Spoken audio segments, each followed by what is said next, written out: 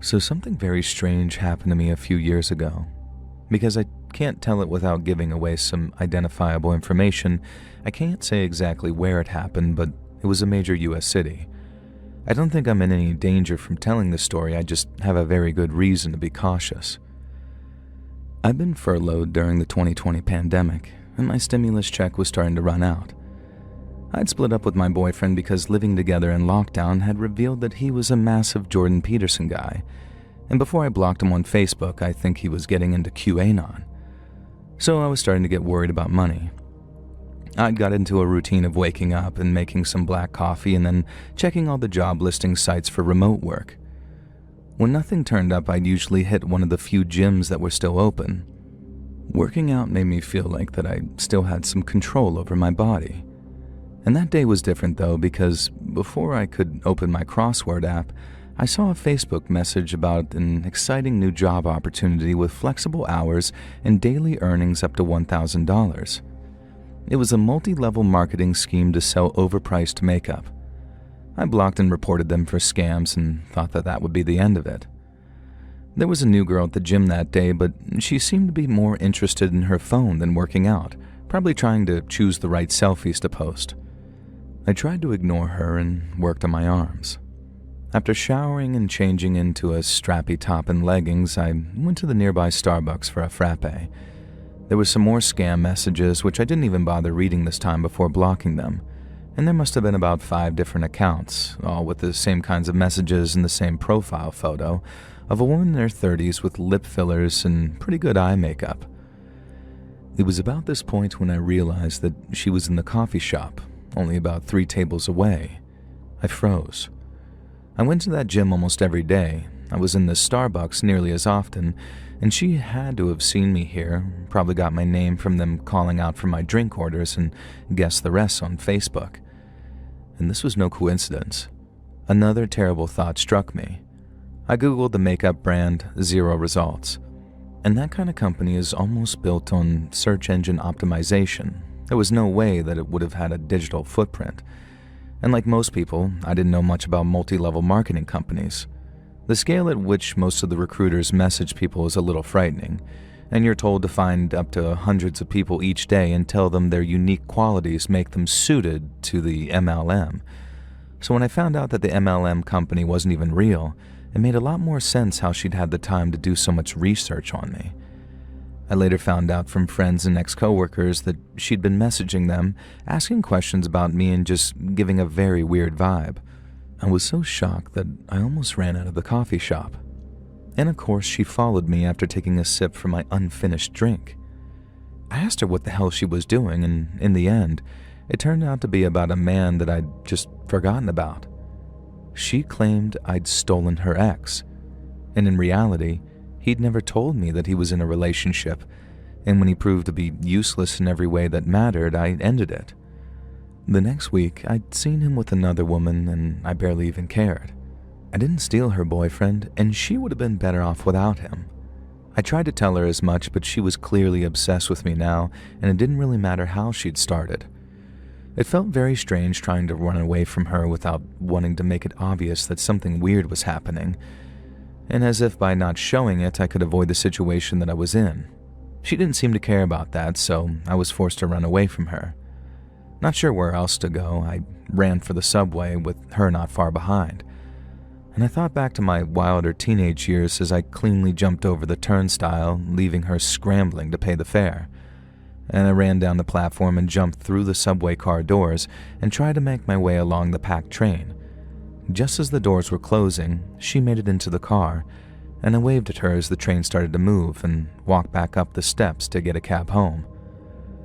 I don't have my name on any social media accounts now, and I deleted most of them. Even if you could work out who I am from this, you'll never find me online.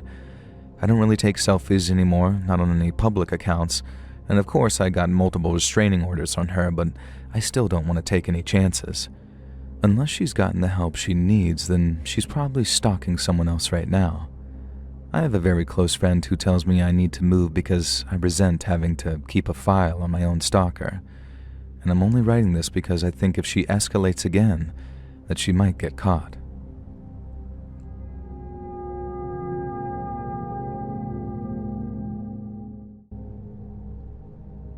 I'm from Old Blighty, and I've got a proper corker of a yarn to share with you today, old chap. Just kidding, we don't actually talk like that, but that was the first message I received from the girl that I'll call Handcuffs. She said that she'd seen my MySpace and liked my photography and thought it was funny that I came from Old Blighty. She was fascinated by British slang and British culture and kept making weird British jokes to me, calling me old chap and that kind of stuff. And I found it pretty enduring that a hot alternative Californian chick was impressed by my Britishness. And I figured the rumor was true, that American chicks dig British guys despite our awful teeth and love of bland cuisine. And I was even more impressed when Handcuffs told me the site that she'd worked for. You can't actually say the name on YouTube, but let's just say that it's a modeling site that still exists to this day, which could be known as Unalive Lasses, if you catch my drift. And you probably get it by now. Handcuffs told me that she was an unalive lass, and sent some photos that did indeed suggest that she was such. And I could see her on the public version of the website, but a number of the photos were definitely from the paying members only area, if you catch my drift. And of course, it didn't really occur to my dumb hormone-fueled self that someone could have just subscribed to the site to save those photos and send them to me. The inclusion of some candid personal photos sealed the deal for me, and again, stupid as I am, I didn't really consider that whoever Handcuffs really was, they could have just found other photos of this unalive lass who was a public figure. Me and Handcuffs talked for a while, and then she confessed her love for me. And I believed this, obviously, because I was an arrogant little sod who thought that I was a great catch for a Californian glamour model. And I started getting more suspicious, however, when she became dead set on flying me out to Cali to meet her. And that seemed too good to be true, but hey, what's the worst that could happen? A free trip to California? Then she said that because of the way the exchange rate works, she could only buy a ticket from the UK to California using GBP, and her bank account didn't allow her to exchange dollars for pounds.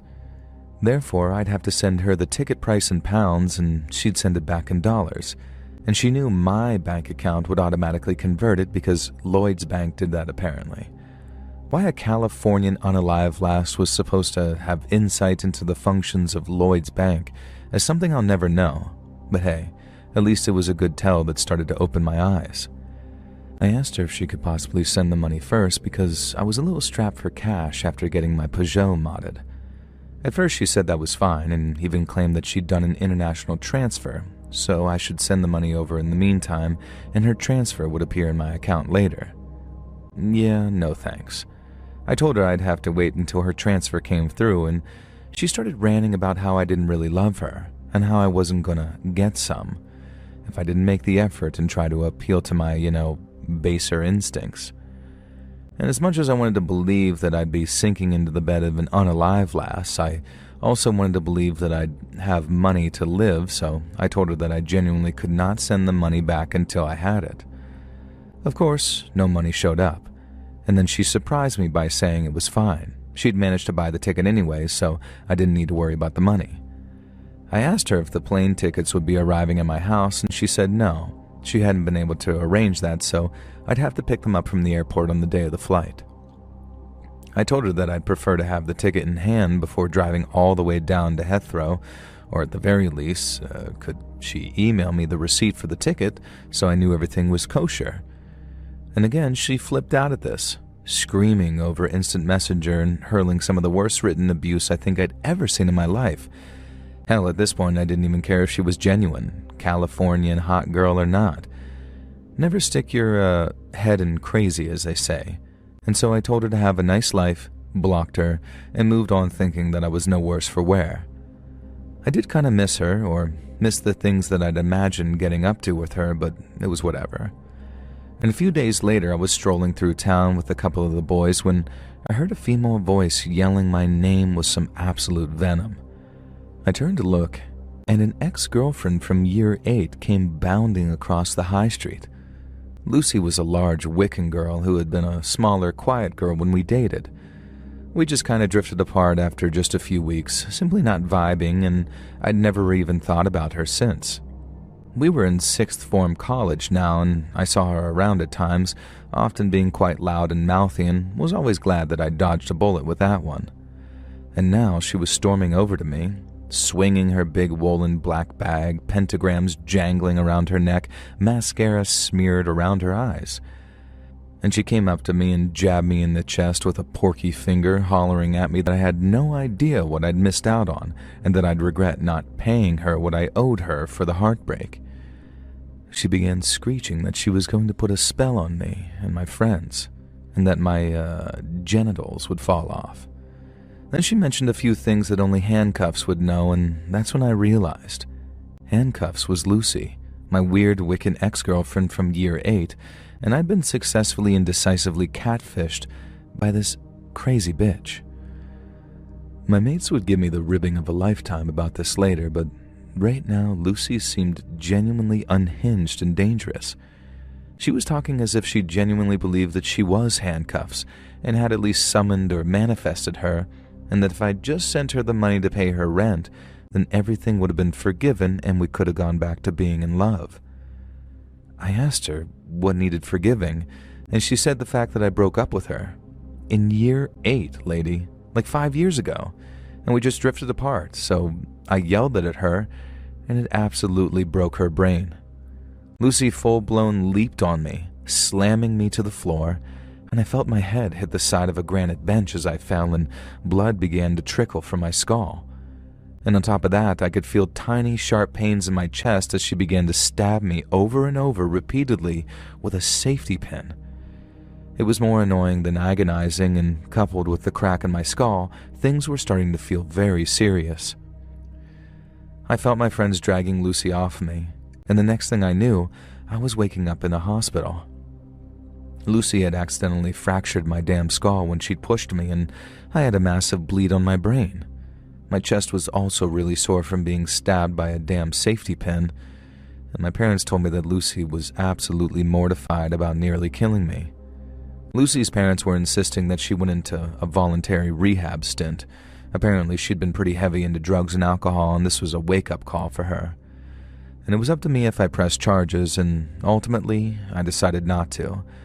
But that is the story of how I got catfished, stalked, and almost killed by a fake unalive lass who almost unalived me. For a bit of a happy ending, Lucy went through a stint at rehab and got better. We're not close or anything, but she's a mother of 2 and a fitness instructor now and living her best life. We keep in touch sporadically, though, for class reunions and stuff, and she has an incredibly dark sense of humor like I do, so we're able to joke about her almost killing me. In fact, it was her idea that I write this up, and she proofread and signed off on it. Some of the more damning descriptions of her were added by her, and she said that I should send it to a True Scary Stories channel, and so I settled on sending it to my favorite lad who would never catfish anyone. Let's read.